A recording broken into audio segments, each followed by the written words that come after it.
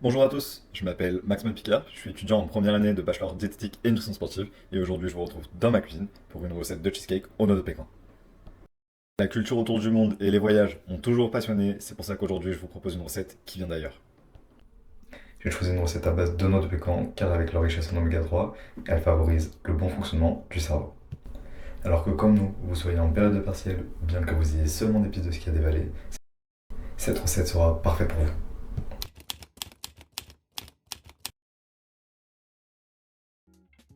Pour la base du cheesecake, nous aurons besoin de 50 g de beurre doux fondu au préalable, ainsi que de 170 g de spéculoos ou de petit beurre si vous désirez un goût plus neutre. Pour la garniture principale du cheesecake, nous aurons besoin de 400 g de fromage frais. Ici, nous en utiliserons deux principaux, la mascarpone et le Philadelphia. Nous y ajouterons 5 g de vanille liquide et 100 g de yaourt grec. Vous pouvez utiliser du nature ou aromatisé, ici il sera à la coco. Puis 50 g de crème fraîche épaisse ou crème de soja, ça fonctionne aussi, ainsi qu'un œuf plus un jaune d'œuf. Maintenant, pour la texture de notre appareil, nous viendrons ajouter une cuillère à soupe de maïzena et pour les épices, nous ajouterons dans cet appareil une cuillère à café de cannelle. Nous passons désormais à la garniture et pour ce faire, nous utiliserons 150 g de sucre et 100 g de crème fraîche. Ainsi que 200 g de noix de pécan.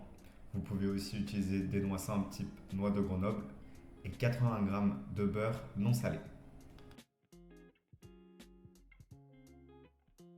Avant d'entamer le cheesecake, nous nous lavons les mains pour ne pas contaminer la préparation.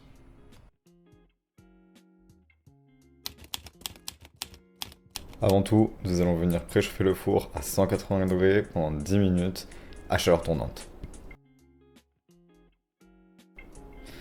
Nous allons ensuite débuter la recette en réduisant les spéculoos en fins morceaux. Vous pouvez le faire à l'aide d'un mortier ou bien à l'aide du dos d'un verre. Une fois cette étape réalisée, on va venir prendre l'intégralité des spéculoos et les déverser dans un grand saladier. On va y ajouter le beurre préalablement fondu et on vient mélanger le tout jusqu'à obtenir une texture relativement homogène.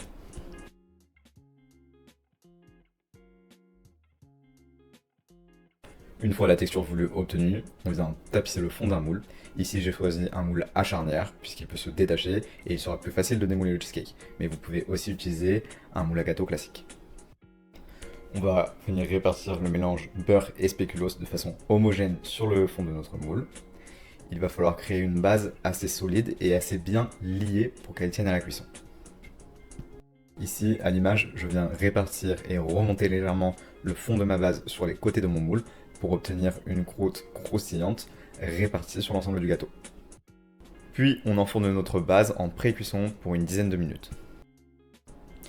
On passe désormais à l'appareil principal de notre cheesecake et on va mélanger ensemble mascarpone et Philadelphia dans un grand saladier.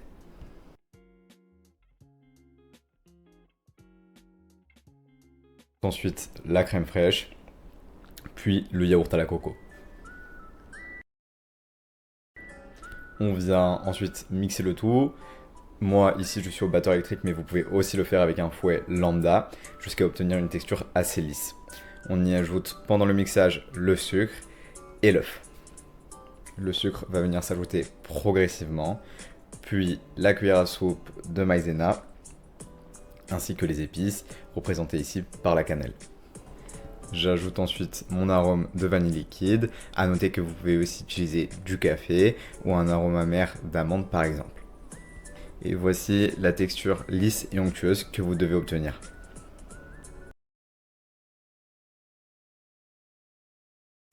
Une fois la bonne texture obtenue, on va venir répartir l'ensemble sur notre base qui a été cuite au préalable. On abaisse la température du four à 150 degrés et on enfourne pour un minimum de 30 minutes selon vos fours. On arrive désormais à la préparation de la fin de notre cheesecake, une garniture à base de caramel et de noix de pécan. Je fais fondre mon beurre dans une poêle bien chaude et j'y ajoute avec un mouvement de pluie mon sucre. Je mélange le tout jusqu'à l'obtention d'un mélange bien homogène qui commence à prendre la couleur caramel. J'abaisse la température de mon feu et j'y ajoute la crème. Une fois que le mélange commence à s'épaissir, j'ajoute en une seule fois mes noix de pécan. Ensuite, j'abaisse mon feu proche des températures minimales et je laisse le tout s'épaissir pendant quelques minutes. Pendant ce temps, je sors mon cheesecake du four qui doit avoir cette consistance. Puis, je le filme et le mets au frais durant 1 à 2 heures. Une fois le temps de repos écoulé au frais, je peux maintenant disposer mon caramel aux noix de pécan. Et voici le résultat final de notre cheesecake, un plaisir gustatif et visuel. Oh yeah. Sur ce, j'espère que la recette vous aura plu. Si c'est le cas, n'hésitez pas à partager vos avis et vos commentaires sur les liens qui s'affichent juste en dessous.